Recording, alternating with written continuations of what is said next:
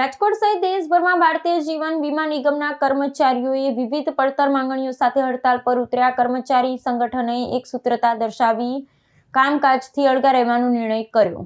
રાજકોટમાં ભારતીય જીવન વીમા નિગમના વિવિધ કર્મચારી યુનિયનો દ્વારા સરકારની પ્રવર્તમાન નીતિઓ સામે રાષ્ટ્રવ્યાપી હડતાલનું આહવાન કરવામાં આવ્યું છે.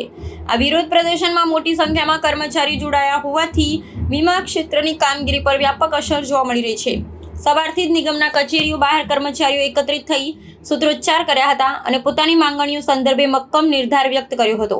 આ હડતાલમાં નિગમના મોટાભાગના માન્યતા પ્રાપ્ત સંગઠનો સહભાગી બન્યા છે, જે સરકાર દ્વારા કરવામાં આવી રહેલા શૈક્ષણિક અને આર્થિક સુધારાઓમાં સામે પોતાનો રોષ પ્રગટ કરી રહ્યા છે. વિશ્લેષકોના મતે આ દેશવ્યાપી આંદોલનને કારણે અબજો રૂપિયાના નાણાકીય વ્યવહારો અટકી પડ્યા છે અને સામાન્ય જનતાને પણ સેવાઓ મેળવવામાં ભારે હાલાકીનો સામનો કરવો પડી રહ્યો છે.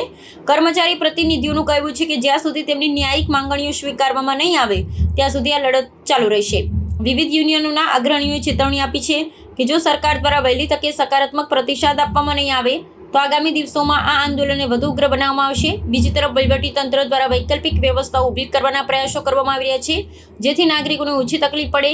આ હડતાલને કારણે વીમા હપ્તાની ચૂકવણી અને દાવાઓના નિકાલ જેવી મહત્વપૂર્ણ પ્રક્રિયાઓ હાલ પૂરતી સ્થગિત થઈ ગઈ હોવાનું જાણવા મળ્યું છે.